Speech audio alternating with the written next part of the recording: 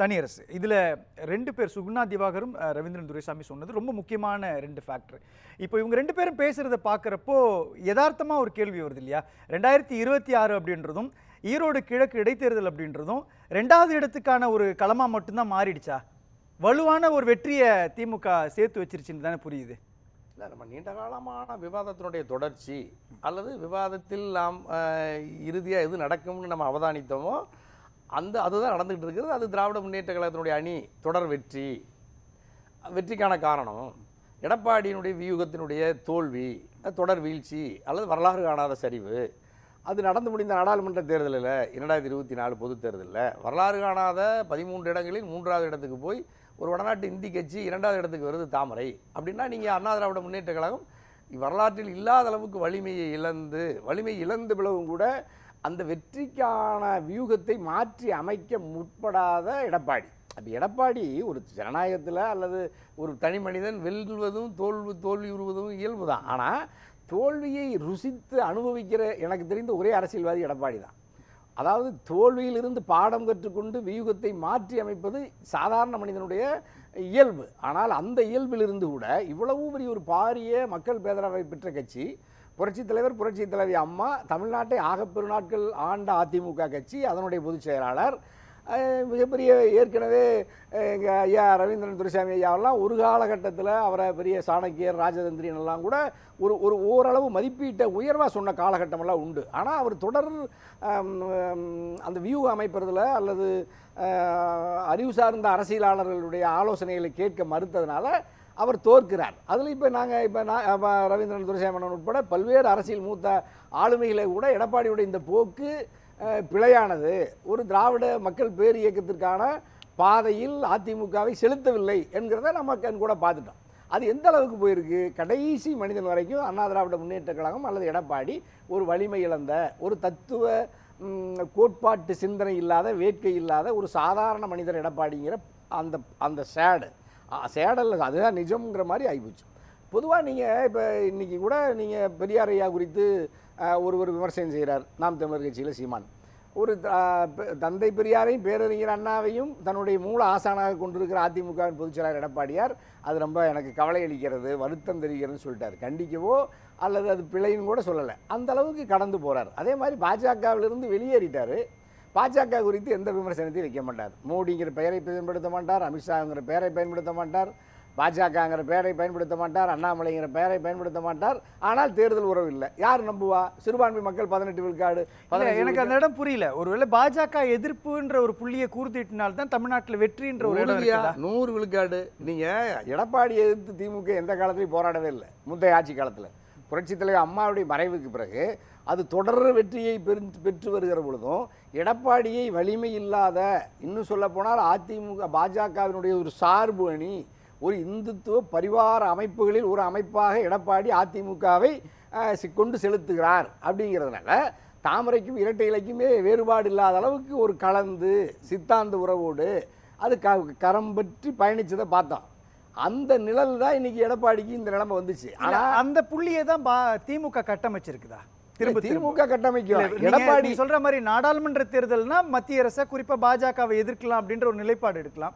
2021 சட்டமன்ற தேர்தலே வலுவாக திமுகவை தானே அதிமுக எதிர்த்தது. அப்போ இவங்களுக்கு கிரவுண்டே பாஜகவுக்கு இல்லைன்னு அதிமுக நம்புறப்போ ஏன் பாஜகவை அவங்க விமர்சிக்கணும்?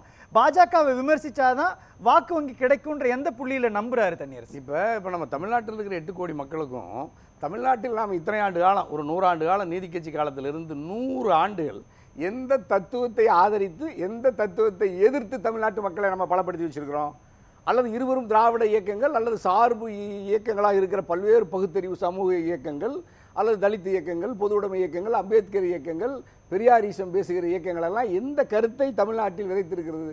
100 ஆண்டுகள் 99 விழுக்காடு மக்கள் எந்த கருத்தைகளை பற்றி நின்று தமிழ்நாட்டு அரசியலை வழிநடத்துகிறோமோ அது எடப்பாடி மூதாதையர்கள் அல்லது நிறுவன தலைவர் புரட்சித் தலைவி அம்மா அவர்களே கட்டி காத்து சமூக நீதி காத்த வீராங்கனை என்கின்ற பட்டத்தை பெரியார் மையத்தின் தந்தை பெரியார் திராவிடர் கழகத்தினுடைய ஆசிரியர் பெருந்தகையாலேயே பட்டம் பெற்றவர்.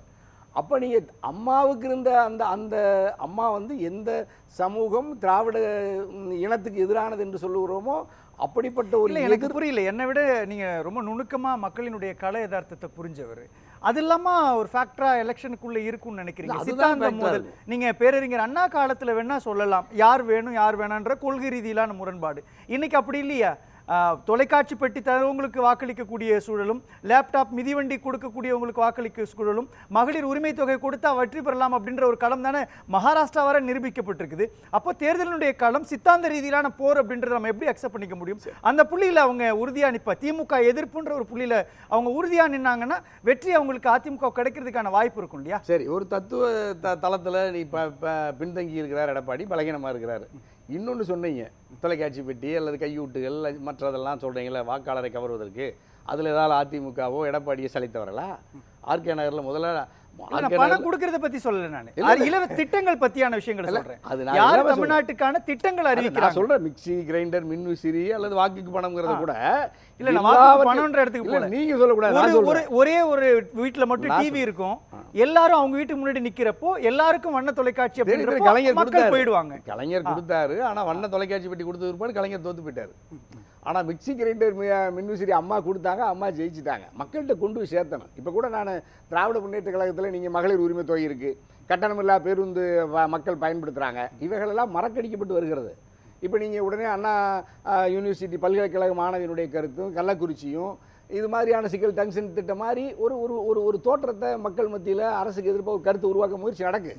அதை திமுக தடுத்து நிறுத்தணும். நம்ம கூட்டணி வலிமையாக இருக்கிறோங்கிறதுனாலேயே நம்ம வெற்றி பெற்று இருக்கிற நிலைமைக்கு போக முடியாது. ஆனால் எடப்பாடி இந்த ஈரோடு கிழக்கில் தப்பிச்சிடுவார்னு எனக்கு தெரியும். ஏன்னா நீங்கள் ஈரோடு கொங்கு மண்டலத்தில் எடப்பாடி, தங்கமணி, வேலுமணி, அதிமுகவினுடைய பாரம்பரிய செங்கோட்டையெல்லாம் இருக்கிற ஊரில் நீங்கள் இடைத்தேர்தலில் போட்டி போடுவதற்கு 5 எடப்பாடி வெளியேறுகிறார். ஏற்கனவே காங்கிரஸிடமே 67,000 வாக்குகளில் தோற்று போன இரட்டைலை. திராவிட முன்னேற்ற கழகமே சூரியனே களத்தில் நிற்குது. அங்கே இருக்கிற சந்திரகுமாரே ஒரு முக்கியமான ஒரு ஸ்டார் கேண்டிடேட்.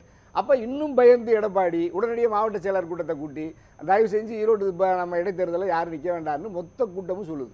அதிமுகவில் இருக்கிற எல்லா நிர்வாகிகளுமே இப்போ தான் இன்றைக்கி தான் அதிமுககாரங்களாம் நிம்மதியாக தூங்குவாங்க.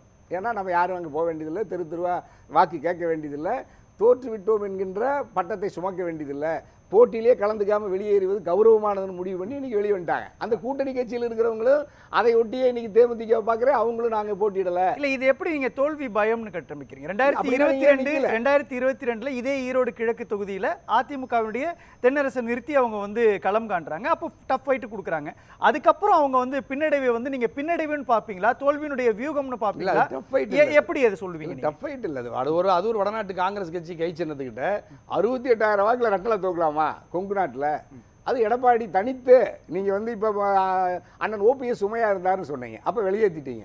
மிகப்பெரிய ராஜதந்திரி, சாணக்கியர், எல்லா ஆற்றலையும் பொருந்தியவர், பல நீதிமன்றங்களில் சென்று இரட்டைலையை மீட்டவர், கட்சியின் பொதுச் செயலாளர் கிரீடத்தை மீட்டவர், எல்லா பண்பும் நீங்கள் நீதிமன்றத்தில் முடியுது, பொதுக்குழுவில் உங்கள் கட்சிக்காரர் முடியுது. ஏன் நாட்டு மக்கள்கிட்ட வாக்காளர்கிட்ட தோழமை கட்சியில் உங்களுடைய செல்வாக்கை அல்லது ஆதரவை நாட்டு மக்களிடத்தில் பெற முடியல? அந்த புள்ளி தான் எனக்கு நீங்கள் சொல்கிற மாதிரி திமுகவுக்கு எப்படி வலுவான அமைச்சர்கள் இருக்கிறாங்களோ அதே மாதிரி தானே அதிமுகவுக்கு தங்கமணி இருக்கிறாரு, எஸ்பி வேலுமணி இருக்கிறாரு, செங்கோட்டையனுடைய களமே அதுவாக இருக்குது. ஏறக்குறைய செந்தில் பாலாஜி, KN எல்லாருமே அந்த பக்கம் போறாங்க வராங்க. 2 பேருமே ஒரு வலுவான வியூகத்தோடு தான் இருக்கிறாங்க. எந்த இடத்துல அதிமுக கீழே வருதுன்னு நினைக்கிறேன்? மக்களிடத்தில் தான், மக்களிடத்தில் தத்துவ நிலையில் எடப்பாடி பின்தங்கி கிடக்கிறார்.